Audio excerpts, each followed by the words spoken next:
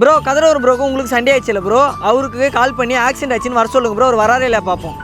அன்றைக்கே நாங்கள் ஒரு பொண்ணு வருஷம் அம்மாடி அடிச்சினோம், கண்டிப்பாக வருவாரா தெரியல. சரி நீங்கள் கேட்டதுனால சிறப்பாக செய்கிறோம். கதிரவர் ப்ரோ நம்பர் வந்து நான் சந்தோஷம் கால் பண்ணி வாங்கியாச்சு.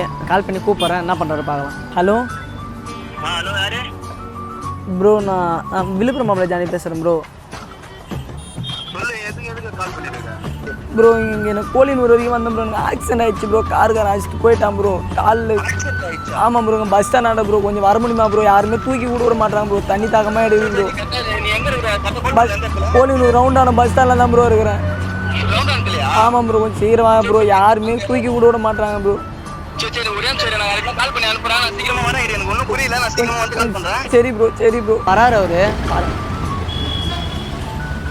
ப்ரோ என்னாச்சு ப்ரோ?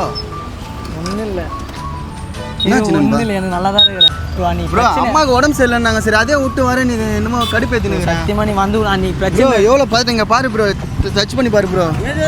ப்ரோ சாரி ப்ரோ, மன்னிச்சிரு ப்ரோ. உனக்கு ஒண்ணுனா நான் இறங்கி வருவேன்டா. நம்ம